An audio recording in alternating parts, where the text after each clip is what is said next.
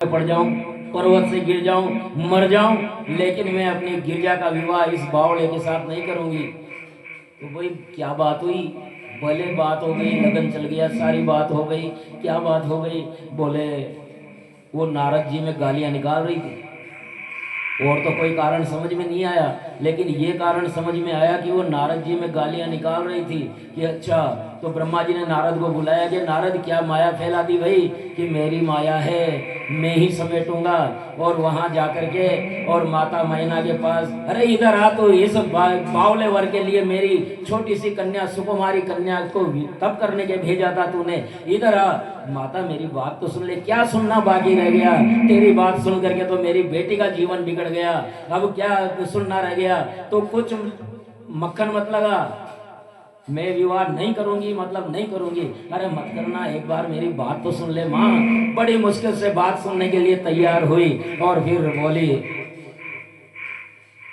नारद बोले गिरिजा शिव है सकल जगत के मात पिता।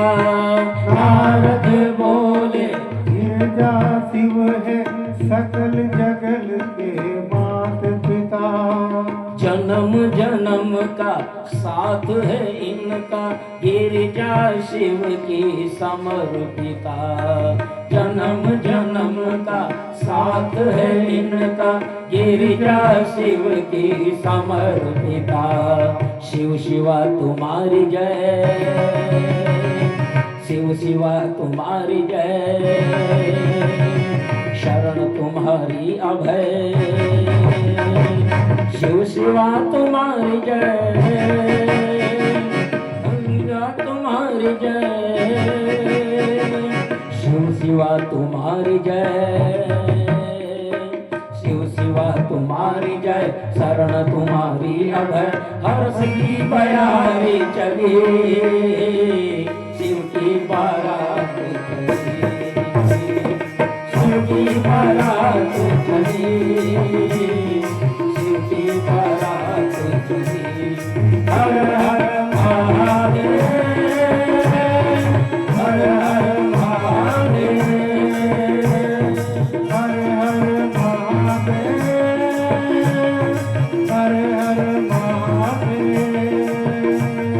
जय भवानी, जय शिवानी, जय मशानी, जय भवानी, जय भवानी, जय मशानी,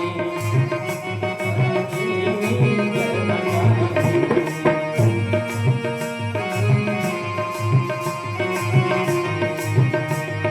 नाचो झूम के आज विवाह बोले नाथ को, सखी नाचो झूम के आज विवाह बोले नाथ को, विवाह बोले नाथ को, विवाह बोले नाथ को, विवाह भोलेनाथ को, विवाह भोलेनाथ को। सखी नाचो नाचो, सखी नाचो झूम के आज विवाह बोले नाथ को, सखी नाचो झूम के आज विवाह बोले नाथ को।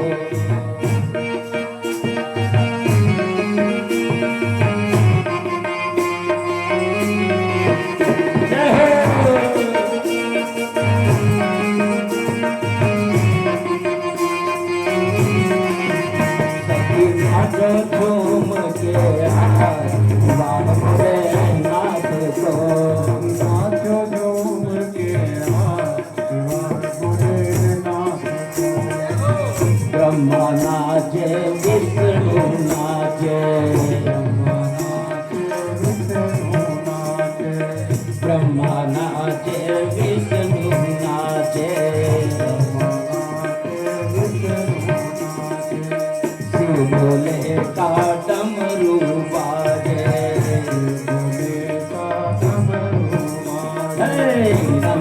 ठुमक ठुमक कर नाचे। शिव गौरा के, शिव गौरा के संग गण गौरा के संग गण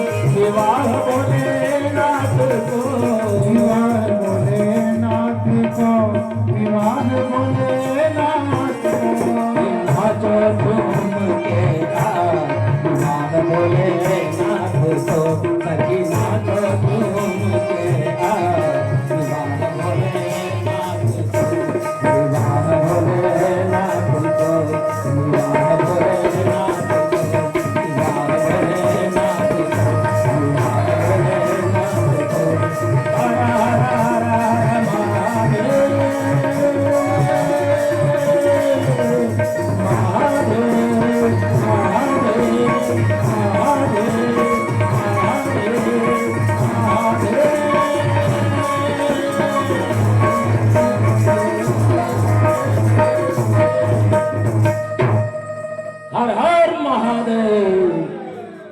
बोलिए शिव पार्वती भगवान की जय हो।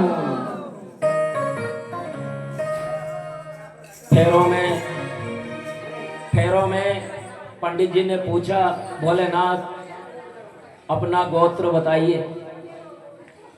पूछते हैं ना गोत्र। तो नारद जी ने कहा, अरे अरे गोत्र मत पूछो, पूरी सृष्टि इन्हीं के गोत्र की है। महादेव की पूरी सृष्टि इन्हीं की गोत्र की है, इसने इनसे गोत्र मत पूछो। अच्छा अच्छा, तो पिताजी का नाम? बोले पिताजी का नाम ब्रह्मा। अच्छा, तो दादाजी का नाम? दादाजी का नाम? बोले दादाजी का नाम विष्णु। पर दादाजी का नाम? बोले वो तो हम स्वयं ही हैं। पिताजी का नाम ब्रह्मा, दादाजी का नाम विष्णु और परदादाजी का नाम हम स्वयं ही हैं। भोलेनाथ ने ऐसा कहा, और वास्तव में सही बात है। शिव पुराण के अनुसार शिव से ब्रह्मा, विष्णु और महेश की उत्पत्ति हुई है। शिव अलग है, शंकर अलग है। तो भोलेनाथ ने कहा कि भाई ब्रह्मा मेरे पिता, विष्णु मेरे दादा और परदादा तो हम स्वयं ही हैं, इन दोनों की उत्पत्ति हमसे हुई है। तो इस प्रकार बड़े आनंद से विवाह होता है और बड़ी भावभीनी विदाई दी जाती है।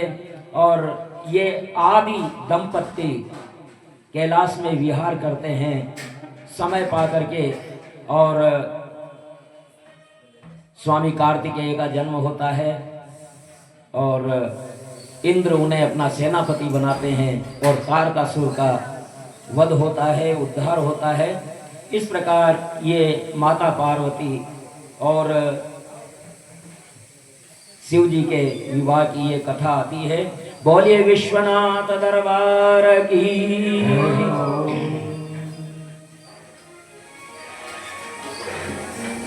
चतुर्थ स्कंद के 8वें अध्याय के प्रथम 5 श्लोक अधर्म के वंश का वर्णन करते हैं। अधर्म की पत्नी मृषा थी। झूठ मतलब अधर्म की पत्नी झूठ होती है। अगर हम झूठ को ज्यादा बढ़ावा देंगे ना तो इसका मतलब अधर्म को घर में ला रहे हैं। इसलिए अधर्म की पत्नी मृषा और उससे दंभ का जन्म होता है और दंभ का पुत्र लोभ और लोभ का पुत्र क्रोध होता है और क्रोध की पुत्री दुरुक्ति। ये सब हमारे अवगुण हैं जो इसमें प्रतीकात्मक रूप से दिए गए हैं। दुरुक्ति यानी कुवाणी, कर्कश वाणी। क्रोध जब होता है तो व्यक्ति कर्कश हो जाता है। क्रोधी व्यक्ति कभी मीठा बोल नहीं सकता। तो क्रोध की पुत्री साबित होती है कर्कश वाणी। कर्कश और कड़वी वाणी ही अनर्थ की जननी है। मनु महाराज के प्रियव्रत और उत्तानपाद नाम के 2 पुत्र थे। जो हमारी ये व्यास गद्दी है वहीं मनु और शत्रुपा की तपस्थली भी है और वहाँ ये सारा इतिहास लिखा हुआ है। प्रियव्रत और उत्तानपाद की 2 पत्नियां थी, सुरुचि और सुनुति। अब ये उत्तानपाद क्या है? उत्तान यानी ऊंचे, पाद यानी पैर। अब गर्भ में जब शिशु रहता है तो उसके पैर ऊपर रहते हैं, सिर नीचे रहता है, यही उत्तानपाद है। और जन्म होने के बाद उसकी 2 पत्नियां यानी 2 प्रवृत्तियां हो जाती है, एक तो सुनीति और एक सुरुचि। सुनीति यानी कड़वी गोली, लेकिन आगे जाकर के और लाभदायक कल्याणकारी, वो सुनीति। हमें इस समय वो कड़वी गोली लगेगी क्योंकि सच कड़वा होता है ना। और सुरुचि चाहे अन्याय हो, अधर्म हो, कुछ भी हो, हमें अच्छा लगा, हमारी रुचि उसमें है तो वो सुरुचि। ये 2 पत्नियां हर प्राणी मात्र की होती है, लेकिन सुरुचि के बजाय जो सुनीति की सुनता है उन्हें ध्रुव मिलता है और जो सुरुचि की सुनता है वो उत्तम को प्राप्त करता है, जो यक्षों से युद्ध में मारा गया। तो इस प्रकार कि जीव मात्र में ये प्रवृत्तियां पाई जाती है।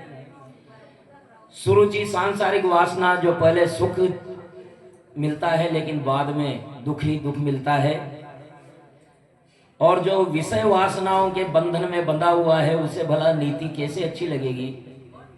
किंतु सुनीति से ध्रुव मिलता है जो स्थिर होता है। सुरुचि सांसारिक वासना, जो पहले सुख। एक दिन राजा उत्तानपाद सिंहासन पर बैठे थे, उत्तम उनकी गोद में खेल रहा था। ध्रुव ने सोचा कि मैं भी इन्हीं का पुत्र हूं, क्यों नहीं मैं भी अपने पिता की गोद में जाऊं। तो ध्रुव पास में गए। राजा ध्रुव को भी गोद में बिठाना चाह रहे थे, लेकिन सुरुचि आ गई और सुरुचि ने खींच लिया ध्रुव को। इस राजा की गोद में बैठने के लिए तुम्हें मेरी कोख से जन्म लेना पड़ेगा। अभी तुम इस राजा की गोद में नहीं बैठ सकते। झिड़क करके भगा दिया। और बालक को झिड़क करके भगाना यानी अपने भाग्य को झिड़कना है। बालक भगवान का रूप होता है, वो प्रेम से आपके पास आया है और आप उसे झिड़क देंगे, धकाल करके भगा देंगे, मारपीट करके भगा देंगे, तो आप भगवान का ही अपमान कर रहे हैं। सुरुचि ने वही किया। सुरुचि ने बालक को झिड़क करके भगा दिया। तुम्हें अगर इस राजा की गोद चाहिए तो भगवान से तपस्या करो, प्रार्थना करो और मेरी गोद से जन्म लो, मेरी कोख से जन्म लो, तब तुम इस राजा की गोद में बैठने के अधिकारी होंगे। ध्रुव को बड़ा बुरा लगा, लेकिन ध्रुव थे जन्मजात धर्मात्मा थे। उन्होंने कहा कि अगर मैं अपनी माँ से सुनीति से इनकी शिकायत करूंगा तो मैं पाप का भागी हो जाऊंगा, माता की चुगली करने का दोषी हो जाऊंगा। इसलिए माता के पास जाकर के वो अनमने से तो हुए लेकिन कुछ कहा नहीं। माता ने पूछा लेकिन कुछ बताया नहीं। इतने में एक दासी ने आकर के सारा वृत्तांत सुनाया। माता, आज ध्रुव के साथ ऐसा हो गया। तो सुनीति ने कहा कि बेटा, वो माता पिता हैं, पिता से बड़ी माता होती है। देखिए सुनीति, सुरुचि तो वो थी, सुनीति ये है कि पिता से बड़ी माता होती है। इसलिए अगर माता ने तुम्हें तपस्या के लिए कहा है तो फिर तुम्हें जाना चाहिए, लेकिन उनका आशीर्वाद लेकर के। ध्रुव जी कुछ नहीं, जैसा अभी आया ना, मात पिता गुरु प्रभु के भानी, बिनय विचार की ये शुभ कीजिए शुभ जानी। तो माता ने कह दिया, उधर भी माता ने कह दिया, इधर भी माता ने कह दिया। तो वह सुरुचि के पास और पिता उत्तानपाद के पास गया और प्रणाम करके चरण स्पर्श करके बोला कि माता जी, मैं आपके आदेश के अनुसार तपस्या करने जा रहा हूं। सुरुचि ने सोचा कि चलो कड़ा घटा, अब मेरे उत्तम के लिए कोई बाढ़ नहीं रह गई, मेरा उत्तम ही राजा बनेगा। राजा से भी आशीर्वाद लिया। सुरुचि के डर के मारे वो कुछ नहीं बोल पाया और ध्रुव जी वन में निकल गए अपनी दोनों माताओं और पिता का आशीर्वाद लेकर के, और जंगल में चले गए अकेले। 5 साल के ध्रुव जंगल में चले गए हैं। और राजा ने ध्रुव की अवहेलना की, तब भी ध्रुव ने राजा का हाथ पकड़ करके कहा, पिताजी मुझे भी इस प्रकार। वो आ गया वन में, अब कहीं उसे डर लगे, आखिर बालक ही तो था ना, बालक ही था, उसको डर लगने लगा। तो नारद जी वहां मिले। नारद जी मिले, उन्हें साष्टांग प्रणाम किया। नारद जी ने माथे पर हाथ फेरा, मन के सारे विकार शांत हो गए ध्रुव जी के। नारद ने पूछा, बेटा कहाँ जा रहे हो? तो भगवान के दर्शन करने जा रहा हूं, ध्रुव जी ने ऐसा बोला। बोले वन में? बोले हाँ वन में। अरे बेटा, अभी तुम्हारी उम्र छोटी है, अभी तुम्हारी उम्र क्या है, राजकुमार हो तुम, अभी महलों में रहो। नारद ने कहा, तो वो बोले कि नहीं नहीं, मैं भगवान के दर्शन किए बिना नहीं जाऊंगा। नारद जी बोले कि अरे बेटा, अभी तू छोटा है, खेलने खाने की उम्र है, भगवान की आराधना बड़ी कठिन है, बड़े बड़े ऋषि मुनि तप से अनुत्तीर्ण हो जाते हैं, फिर भी नहीं मिलते। तू घर जा बेटा, सुखों का उपभोग कर, फिर बुढ़ापे में आना। ध्रुव ने कहा, सोयम समो भगवता सुख दुख हतात्मना दर्शिता कृपा पुंसा दुर्दशोस्मद्विधेस्तु यः। ध्रुव ने कहा कि ये मन चंचल है, जब तक शरीर सक्षम रहे तब तक ही भगवान की आराधना करनी चाहिए। बुढ़ापे में तो सारी इंद्रियां शिथिल हो जाएगी, तब कहाँ भगवान की आराधना होगी। आप ही तो कह रहे हैं कि भगवान की भक्ति बड़ी कठिन है, जब अभी नहीं हो सकती तो फिर बुढ़ापे में कहाँ से हो जाएगी। इसलिए हे मुनीश्वर, हे देव ऋषि, आप अगर कर सकते हैं तो मुझे उपदेश कीजिए कि मुझे भगवान किस प्रकार से मिल पाएंगे। तो नारद जी ने कहा कि श्री हरि की चरणों की सेवा के लिए मधुवन श्रेष्ठ स्थान है। मधुवन जानते हैं मधुवन कहाँ है? मधुवन जानते हैं? हाथ खड़ा करें अगर जानते हैं तो। मधुवन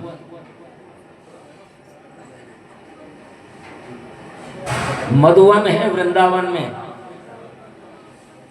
जहां भगवान ने रास रचाई थी। लेकिन भगवान की रास से पहले ये ध्रुव जी भी वहां जाकर के तपस्या कर चुके हैं, इसलिए ध्रुव जी की तपस्थली भी है मधुवन। ये मधुवन कृष्ण के बाद नहीं, कृष्ण से पहले का है, और ध्रुव जी से भी इसका इतिहास जुड़ा हुआ है। तो नारद जी ने कहा है कि हरि चरणों की सेवा के लिए मधुवन श्रेष्ठ स्थान है, जो वृंदावन में है। यमुना श्री हरि का कृपा अवतार है, उसी के किनारे भगवान का ध्यान करने से ब्रह्म संबंध सिद्ध होता है। यमुना साक्षी देगी, सिफारिश करेगी कि हाँ इसने जप किया है। ततात गच्छ भद्रन्ते यमुनायास्तटं शुचिः पुण्यं मधुवनं यत्र सानिध्यं नित्यदा हरे। वत्स, तुम्हारा कल्याण हो। यमुना दुकूल पर परम पवित्र मधुवन है, वहाँ श्री हरि का नित्य निवास है।